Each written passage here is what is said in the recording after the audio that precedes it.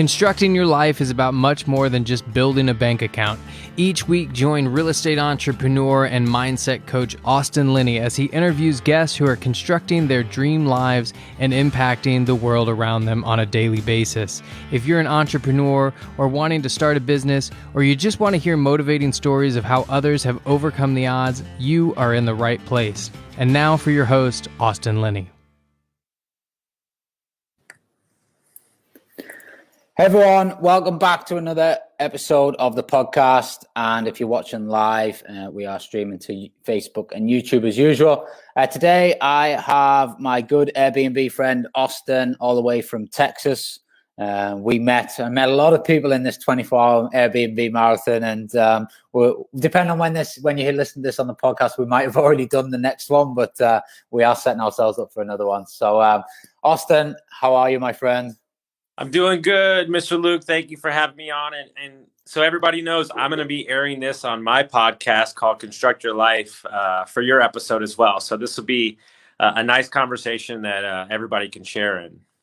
Dual podcasting. That's, time efficiency. Yeah, I like this. I might have to steal this from you. Yeah. Yeah, no, I think it's such a good idea because you do tend to do a lot of podcast swaps. So it's just easier to record one and then post it across both. But so briefly off air, we were talking about, I guess, the usual lockdown COVID word. How you say, obviously, Texas doesn't really live by those rules. But are most of your Airbnbs in Texas?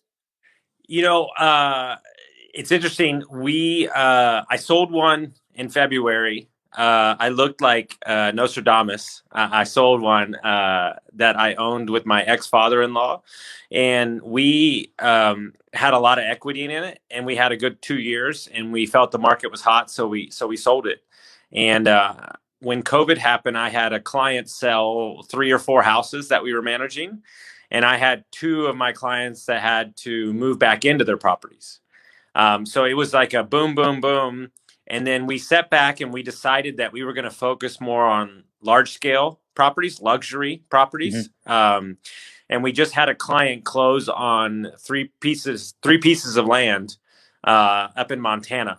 So a big project, it's going to be a total of like 4 or 5 homes when it's all said and done. So we've kind of, to be honest with you, it kind of caught us at a great time. We were about to scale up right at mid-March, and we just said, well, maybe we're not gonna do that, because you may or not know, I had a previous business a year before that where we had 27 properties in 7 states. So yeah, that was a little crazy. So yeah. And how did you find managing cross-state? Everybody told us not to do it, and we told them, screw you. And we learned our lesson in a lot of ways.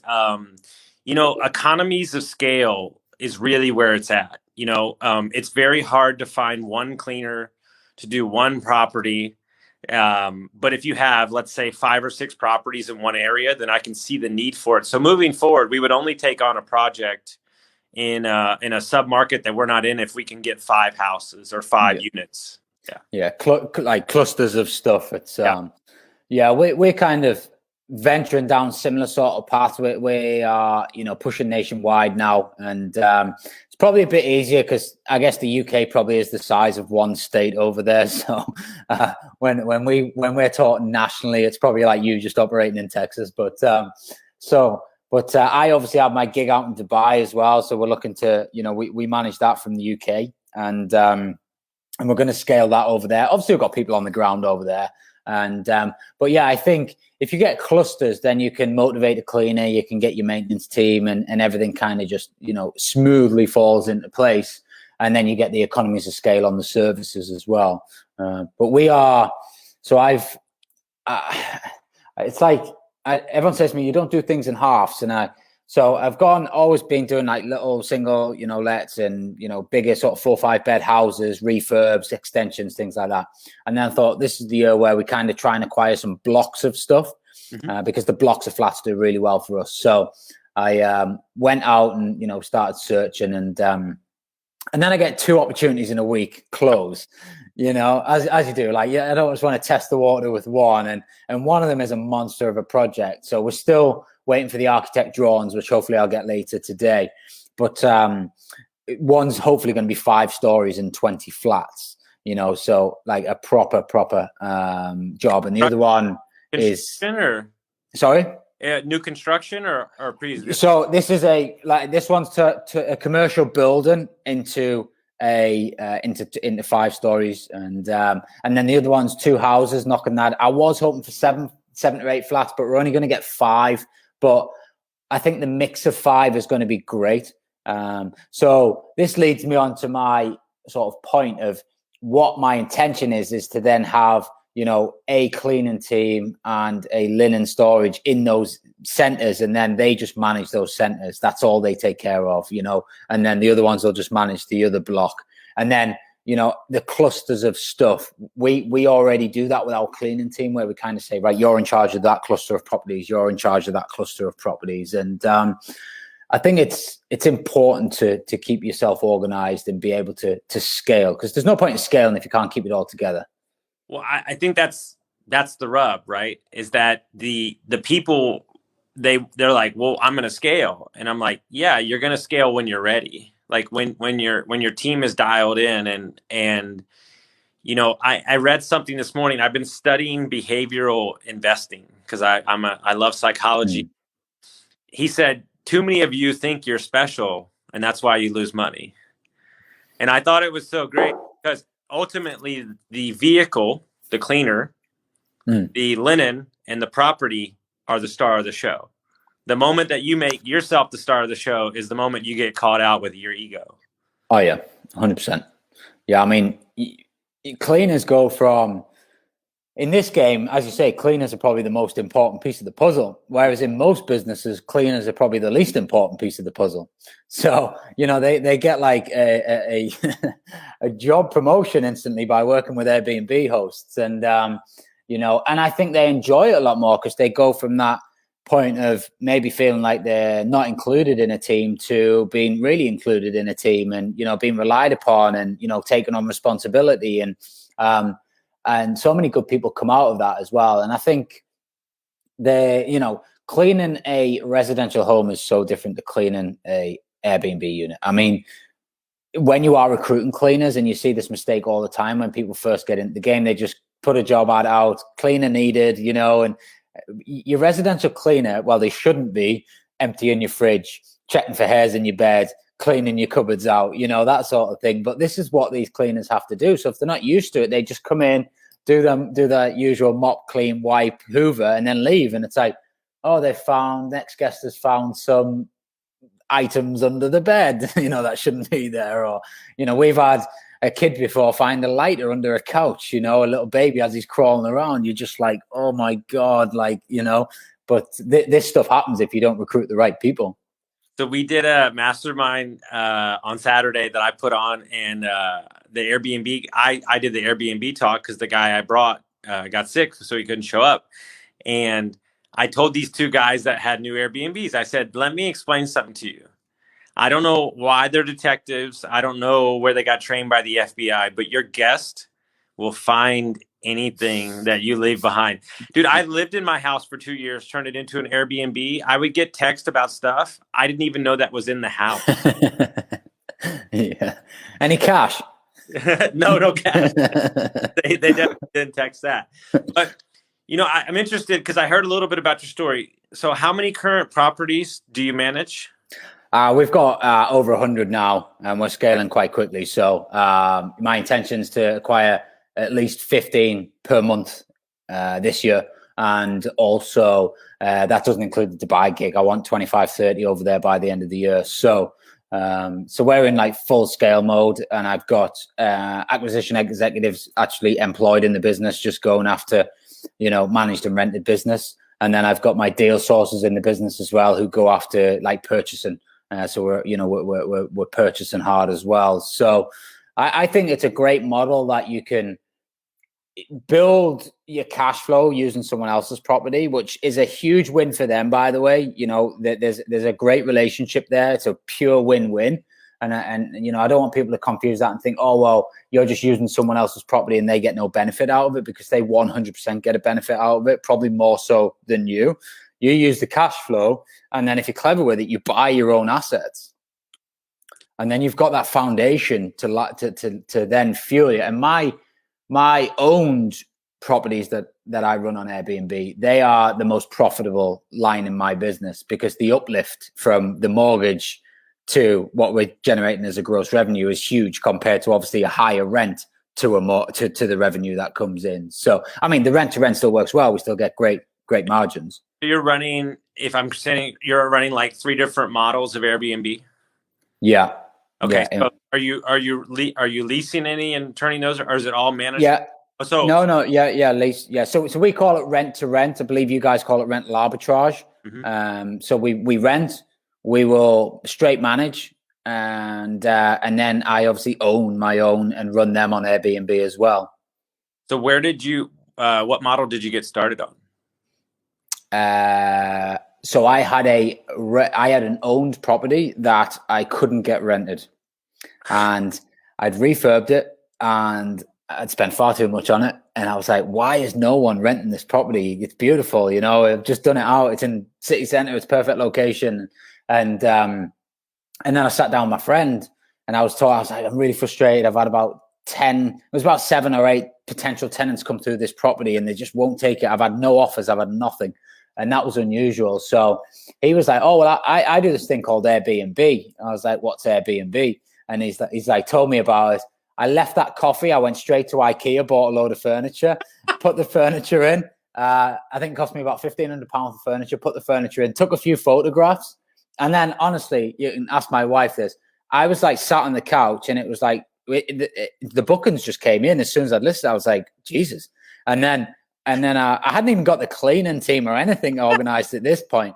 So I then got another booking. And then over the next 5 days, I generated £3,500 worth of bookings for this property. And I was just like, my mind was blowing. And my wife was like, is this real? Like, is it a scam? Is it legit? And then I was just hooked, I was hooked. And then I had a couple more properties. So I turned them straight into the Airbnb units. And then I fell into the rental arbitrage model by accident, because I basically noticed there was the same company coming back week after week, but they kept booking via booking.com. So I rang them up, and I was like, is there any chance you can book direct with me so I can save on the commission, and I'll give you a bit of a discount? And they were like, oh, yeah. And I got talking to this lady, and she was like, I was like, how long are you in the area for? And she was like, oh, like the next 8 months. And there's also like, I think there's something like another 16 guys that we need to house. And I was like, and she was like, do you have accommodation? I was just like, yeah, I've got accommodation. So I then basically had a problem to solve. So she gave me the numbers, what they were willing to pay. And I just started ringing everybody I know. It's like, I need your property. They were like, why? I was like, I've got these contractors, and I need to just put them in, and it's for 8 months, and I'll do you a deal. And then most of the people I was ringing were quite receptive to it. So I then, I acquired, I think it was about 5 properties in the next 10 days, got them quickly set up, got that contract secured. And from that, I realized there was this thing called rent to rent. Someone actually said to me, that's rent to rent. And I Googled it, and I was like, oh yeah, that is rent to rent. And then I just, as you know, if you do it right, it works. So I just then continued, pushing that model hard. Well, what interests me about that story, besides the fact that it's absolutely amazing, and something I'm learning about marketing and just kind of digital, the way the businesses are going, you had actual tangible numbers, right? Meaning like you had an actual person willing to commit to you. So you went out and filled their need. You didn't just go get 16 properties and hope people booked it. So in essence, you had kind of like a sure thing. You just had to figure out a way to fix it. Yeah, I think when you speak to most people that get into this game, I think they just solved a problem, and, I had, who was I speaking to the other day? Anyway, she basically needed a property for her parents to stay whilst she had a young child, but she didn't want them in the house. So she thought, I'll rent somewhere and I'll put it on Airbnb to cover the gap days when the parents aren't there. She started making a fortune from the gap days. So she was like, oh, I think I'll get another one of these, and then just kind of built on that. So I think everyone kind of starts this business with solving a problem as such. I think probably a bit more now people are going, okay, that's working for them. I'll get coached by them and I'll go straight into it that way. And that's fine as well, you know, because then you're getting into it the right way with the right help. But for the ones like us who kind of just stumbled across it by accident, it was more than likely because you were solving a problem, you know. So my initial problem was I couldn't get it properly rented. That was me too. My wife at the time was living in a different city, and I had this apartment sitting there that was not being used during the weekends, and I just started renting it out on the weekends. That's how I got started. Yeah. It was 300 square feet. It was like a little apartment in Austin. And I was like, dude, this is amazing. And then we went to the house we bought and started with an air mattress. And the air mattress turned into a full bed. And then the full bed turned into the house. And the house turned into 3 houses. And that's how it happened. Yeah. Yeah. But I think the main thing that I take away from it, especially when I, you know, speak to like-minded people like yourselves and, you know, the network we've got behind the scenes in our Instagram group and, you know, just other Airbnb hosts around the world that I've connected with, especially over the last 6 months or so, is like everyone does so well out of it that do it properly, you know, and even through what was a very bumpy ride last year, everybody seems to have adapted, figured it out, found another way to bring money into the properties and still make them work. And there's been some ones that have sort of said, okay, I've actually realized that model doesn't quite work. Mm-hmm. Maybe I need to offload a bit of that, but I'll get a bit more of that, you know, and they've kind of stuck with it. And I think those that are still in the game right now are going to really see some rewards from it over the next few years. Well, you know, it's funny that you say that. To hammer it on that point on an overall life scale, don't you think that's in life in general? If you stick with something, there's always going to be peaks or valleys health-wise. You know, I didn't lose 65 pounds in a week. I lost it in 2 years. Like I didn't get sober from alcohol after 20 years in one day. I did it, 2 years counting now. You have to understand. I study a lot of the Stoic philosophy and kind of, that neutral thinking. And ultimately, like if you have an idea and it works, just because the market shifts doesn't mean that idea is no longer good. Yeah. I mean, the saying goes, you only fail when you quit, right? So you just keep plugging away at it bit by bit. And but yeah, I think it's, everyone sees the successful posts and the wins, and I do sometimes share my disappointments as well. There's no doubt that we do get bad reviews at times, and we haven't lived up to the expectations of some guests, or even lived up to the expectations of some staff, or and there's been shortfalls, and I think you've got to accept that. But I think what people don't see is the work that does go on behind the scenes to keep these businesses moving. And I think that is probably that's the secret, really. I think, that is the secret. It's not just about getting the property, setting it up and taking a few photos. It's like how you run it as a business behind the scenes. And I think anybody that wants to work closely with you, I think that's kind of what they're investing in. And that's the game changer for me is, what are the moving parts behind the scenes that, keep the business scaling, keep the business efficient, keep the business organized, and, and reduce all the time efficiency. I'm a massive fan now about, like, I hate wasting time. It really bothers me. Like if people send me like crap emails that just don't need to be in my inbox, and it just takes me even 10 seconds to open it and delete it, that really bothers me. It's a total waste of my time. And I get really precious over time now. But the more I think you think about things like that, the more efficient you make your business, so that it gives you that more time back. And, I've been thinking about this a lot, probably since I actually connected with Julie. And when I had a conversation with her about her business and how she built it and sold it. And it makes total sense. Like if you want to build a business to sell, you have to work yourself out of the business, because you cannot, people don't buy the person at the top of the business. People buy the business and the systems that run the business.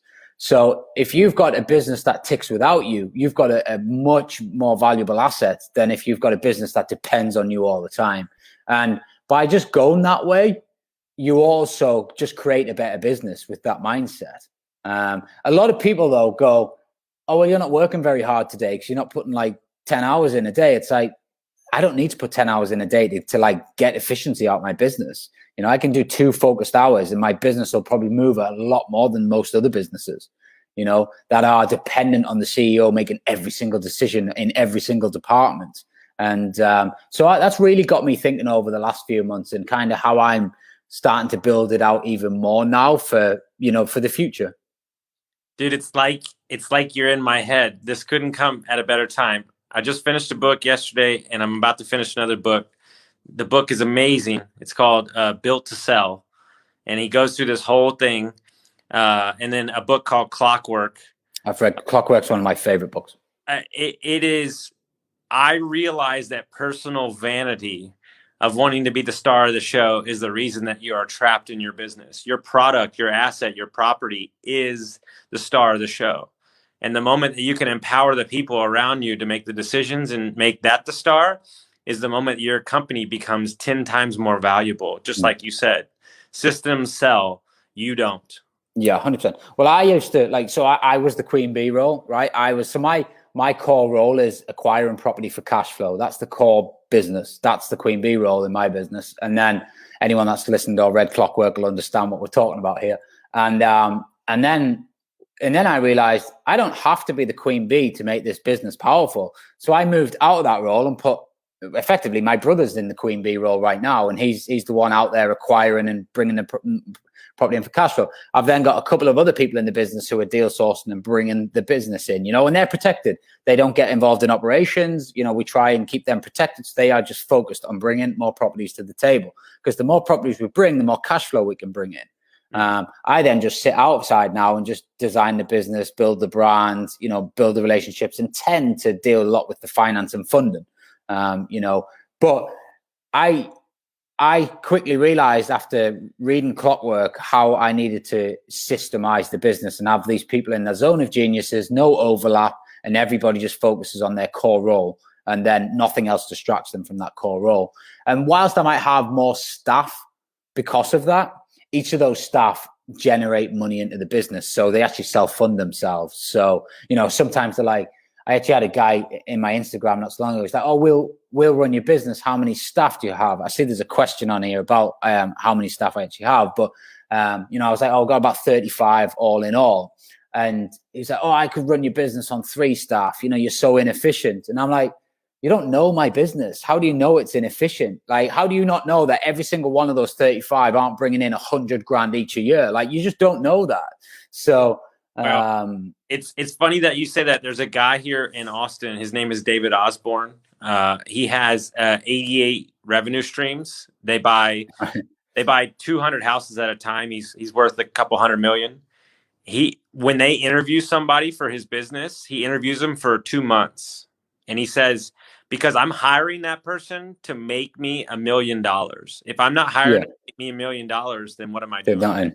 Yeah, I'm going to see if but I haven't read Built to Sell, so I'm just going to see if it's on Blinkist. Oh yeah, it is. There we go. Yeah, he has got a couple great books. Yeah, because I'm getting in a consulting role with a couple businesses, and we're starting it from day one as how do we fire ourselves, and then how do we sell this in a couple years? Like that's you know, because like my thing, I'm a person, like I like to build things. So I want to get into something.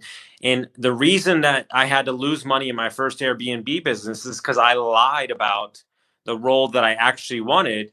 And then I was so far out on the edge of the tree that I was lying to myself even more, and I was a fraud. And then the moment that I released that and just lost the money was the moment that I truly had self-awareness to realize this is exactly what I'm good at.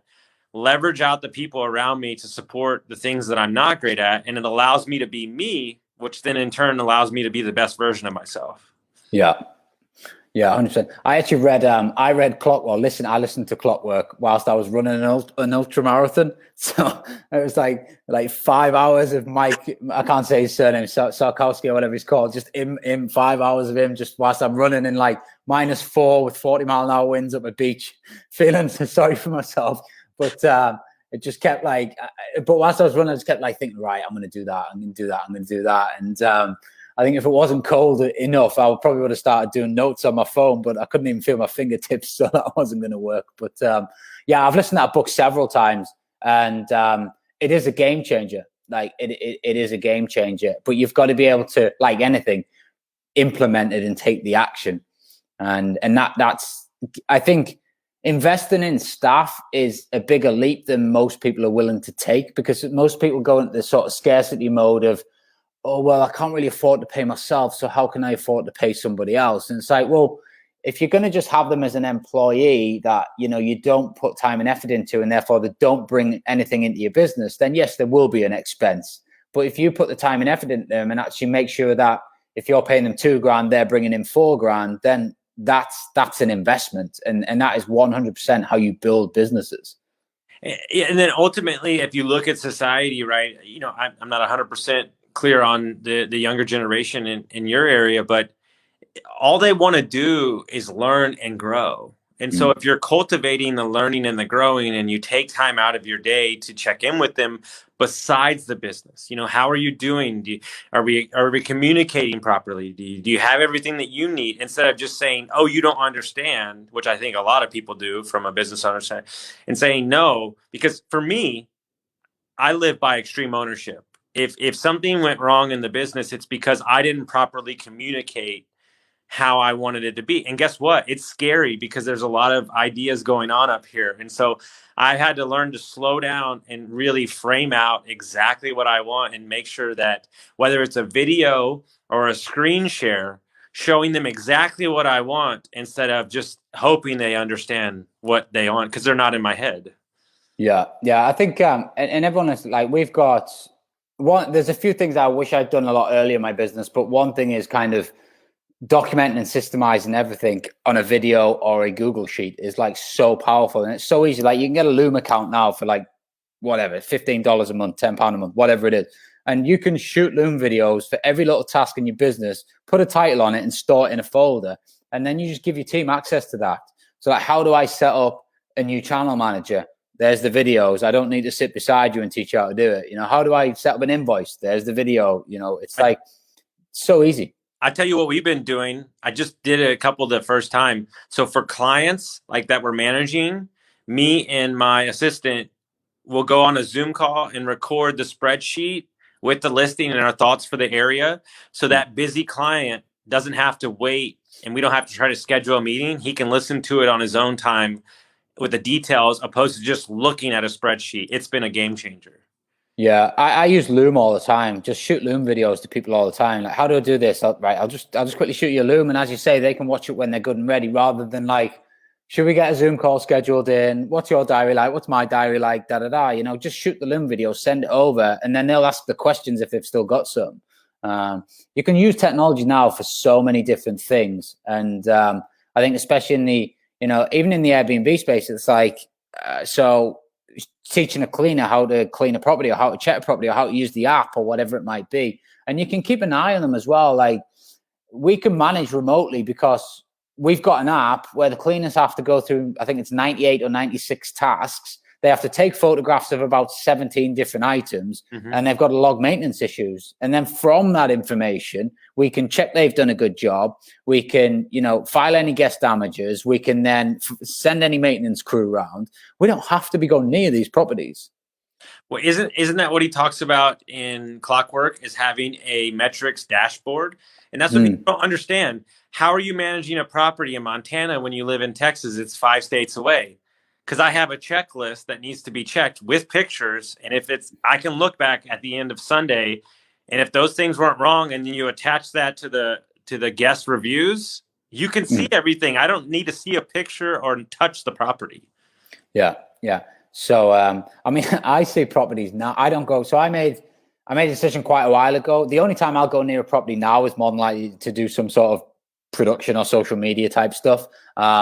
But my hard and fast rule is, like, quite a while ago, I was like, whenever I sign a property off as done, then I never want to go back to that property, because I don't need to go back to that property. You know, that should then go into the operations department, and then they look after that property going forward.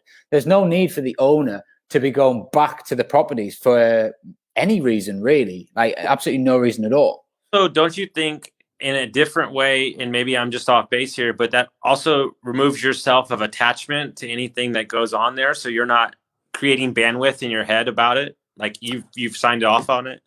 Yeah, I mean, there's nothing worse than, spending 30 grand on a refurb and then seeing a guest come in first day and turn it over. But we had one of those recently. We finished one just before New Year's Eve, and New Year's Eve, obviously, they snuck in and, cigarette burns on the carpet and all. It ripped up the bathroom floor. And, it's just like, but yeah, it totally, for me, it's all a numbers game. And I think this is why people also get into the wrong, especially rental arbitrage, rent to rent deals at the beginning, is because they've got this emotional attachment to, oh, it looks great, I'm going to host and I'm going to make it beautiful and I'm going to overspend for sure. We've all done it on our first few properties, and every guest is going to be like a dream. And then they're gonna come in, the doves are gonna fly out.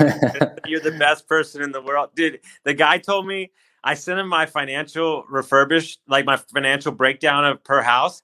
And he was like, yeah, we overspent by like 12 grand on your calculations. I'm like, I think my first ever guest, I think I left a bottle of champagne and some chocolates. It's like what?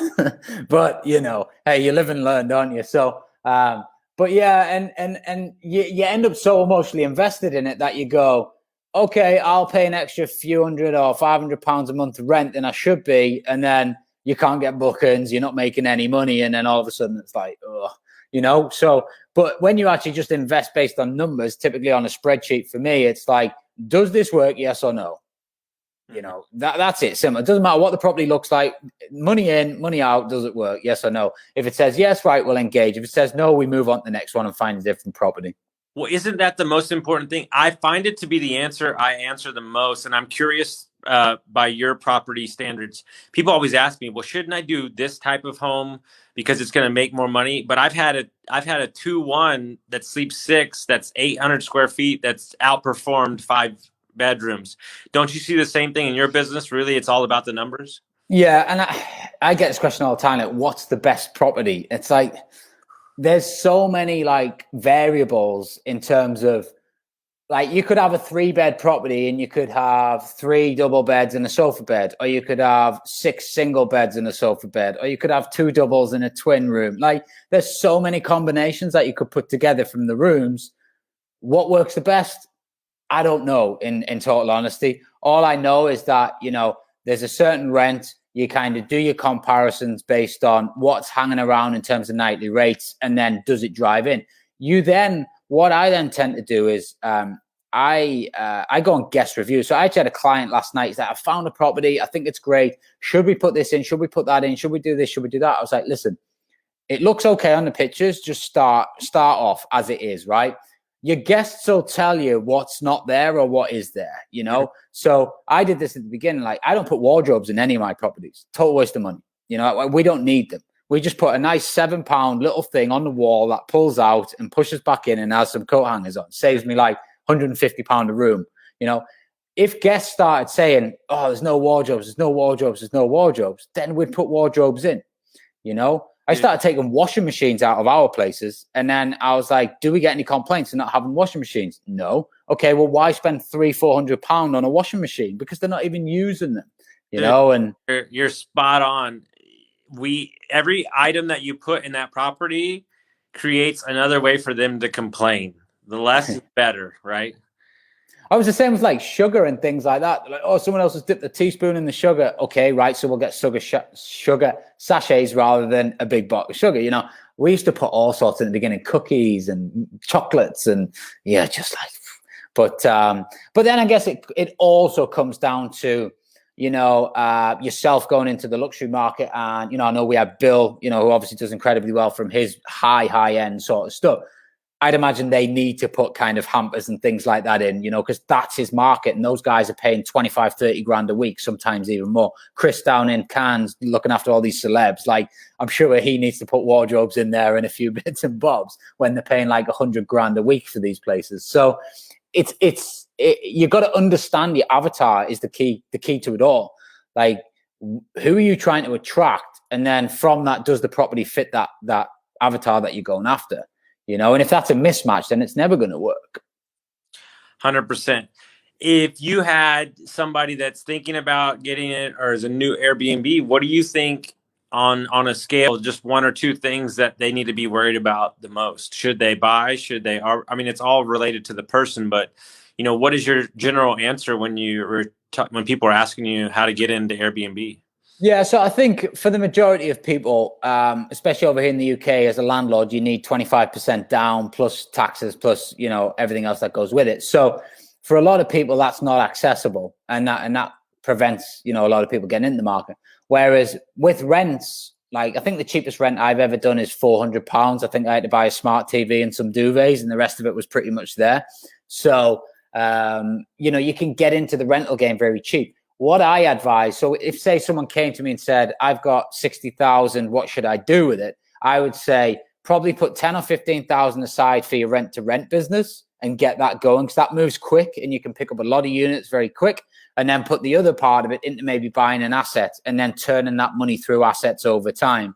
Because buying an asset is a lot slower process. By the time you've seen it, viewed it, made an offer, got it agreed, got it all through compliance, and then you refinance it on the back end after refurb, it could be like 6 to 7 months, and that's for one unit. Well, in 6 to 7 months, we could acquire 60, 70 units on a different strategy, So it's like, but I think it's great to have. I think it's good to have both. I mean, I think no doubt you can build these management businesses up and then sell them, and that can be your way to get your meal ticket. Or you can obviously use the cash flow to buy your own assets, and then ultimately you've got that pool of money sat in a property working for you for life. So I think it's good to have a balance of both, in all honesty. But I would definitely recommend, if you want to get started quick, the rent-to-rent route, or potentially management lease options, that sort of stuff. What is the hardest part about managing properties for other people? So I feel like we do a really good job because we don't actually hear from the owners that much, and I think that's a good sign. I have sacked an owner before because she tried. So basically, she came to us for help. She had 2 properties, and then she started telling us how we had to order the order of the pictures had to be online, the name of the listing, and then she kept going into the property and checking on it and being like, the coaster wasn't put back in the right place, or this or that and the other. And it was like, I'd understand it if she'd given us a portfolio of like 200 properties and, there was a huge financial implication. But for 2 properties, it was kind of like, you've kind of entrusted us because we're the experts, but it seems like you can't release that control. And I get that because she was emotionally attached to these properties. It was only 2 owned properties that she had. But eventually enough was enough. And it was like, the amount of time we're spending on you versus the reward we're getting back, unfortunately, it's not a good match for the business. So we're going to, have to terminate your contract and give you the properties back. And but the rest of them are, we send them the statements. If they ask us the information, we'll give them it. They've got visibility, and they, as I said, we seem to do a good job for people, so they don't tend to ask for them back or seem to be picking our brains too much. They just get paid each month and everyone seems happy, which, I think is a good thing. The number one lesson I've had to teach myself in our business is, we had a guy that would refresh the bookings every hour and text us. And then I got him a $7,000 booking for like 18 days. And I charged like $500 for the dog fee because she had 2 dogs. She didn't care. And then the dog peed on a rug. That was it. And he lost his mind. And I'm like, you do understand that you just made $7,800 in 3 weeks, right? And we sacked him. It's just not worth it. I don't give a crap how much money that property's making. You are taking up more of my time. And then you have clients who don't even know what's going on. Well, they prefer to not even go what's on. They get a check in their bank account and everything's good. Yeah, well, it's the same. I used to be in the financial advising game. So someone who would maybe invest 10,000 into a stock, if it goes down 5%, they're on the phone. They're like, "Oh my God, it's gone up 5%. What are you going to do about it?" And then the guys who've got like 10 million invested, that you never hear from them. Like if the stocks could tank 20%, they're just like, yeah, whatever. And some might say, oh, well, it's because they've got loads of money in the bank and the other person hasn't. But there's probably a reason why they've got loads of money in the bank. And that's because they're not focusing, all their energy into micromanaging their assets, or micromanaging their money. Don't employ somebody else to do it if you want to micromanage it. And that goes to the same with your team when you're building your team. Like don't invest in somebody to come on your team if you then just micromanage them so much that they're not able to flourish and bring their own part to the business, because that's so ineffective. And you're also like, I champion ideas within my team because I never want to be the guy that stifles their creativity, because then what's the point? Why are they even working there? Now we might not take the idea, but I love contrary thinking. Like my mind is in the clouds, their mind's in reality. Like, so you have to have that mix of yin and yang, and I think it's very powerful. Yeah. So anyway, I don't want to keep you too much longer because I think we've had an awesome chat. But what's on the horizon for you the next few months, 2021? So I have had this dream, and COVID kind of put a pause into it. But it's starting to get kicked back up again. I have a dream of building my own Airbnbs. It is something, I love land. I love nature. I just bought a piece of property in Colorado.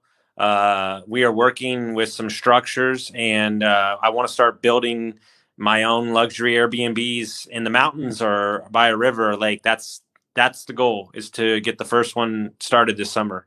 I'll be your first guest. I love skiing. Love skiing. It's the one I bought in Colorado is only a half acre, but I bought it on owner finance for $100 a month, and the taxes on the property are $50 for the year, and it only takes me $1,300 to carry it for the year. So my goal is to put 2 structures with solar power on it. It's next to the best fishing in Colorado. And I think I'm gonna smash it out of the park. So that's the goal for me. Yeah, no, I think there's definitely, that's when kind of, I think the emotional side comes in a bit. Like I'm doing that with Dubai a bit at the minute. I'm like, I used to live there. I love the place. I'd like to go back a lot more. So I'll tell you what, I'll just set a business up out there and then I can travel. I've got the same kind of gig with skiing in the mountains. I'd like to eventually have a chalet out there so you can then use it as Airbnb when you're not there, and then the same kind of down in Portugal as well. So they're kind of emotional investments, but at the same time that they should work as because you've already got the systems and processes, so it works. So So to add on to that, my number one reason for getting in this business, number one, was to do international Airbnbs. My goal is to have one in Italy, one in the Greek Isles, Costa Rica, and South America. I love to travel. I went to Europe on a one-way trip 2 years ago. I might be in Italy this summer. So for me, if I could have an asset that I can own, but visit when I want to for a month or 2 at a time, because my business is from my laptop, that is the long-term goal for me for sure. Yeah, no, I think I totally resonate with that, and I'm the same. Like I will not engage with a software company unless they have an app on the phone, because if I cannot run it from a phone, it's no good. And I think everyone's got to be designing their businesses like that these days, especially if you've got a product where you can literally run it from a phone. So awesome. All right. Well, I've seen the comments that are coming through. There's plenty of likes and stuff as well. So everyone's loving this. If you are listening on the podcast, please don't forget to leave a review. And how can everyone hit you up? How can they connect with you? So Austin Linney on Instagram. I answer all my DMs. Facebook, same thing. The name of the podcast that you're going to be on is called Construct Your Life Podcast. How to build a lifestyle, not a bank account. Sounds good. Check us out. And then Ryan, so my listeners can follow you. How do they find you? Yeah. So most of my stuff is official Ryan Luke. I've got the Airbnb Formula Facebook group. And YouTube channel as well is the same. So, but we're everywhere, right? So this is efficient as hell. I might take this, dude. This is nice. Just steal it. Steal the concept. It's fine. You can have it. There's no patent on it. So, listen, buddy, that's been absolutely awesome. And I know we're going to connect soon on Clubhouse with the 24-hour room. So everyone that's listening, keep an eye out on that as well. And if you're not on Clubhouse, I might actually have a few spare invites if you want to ping me a message. You've got to be on iPhone, but yeah, ping me a message. Thank you very much. Cheers, Austin. Cheers, bud. See ya.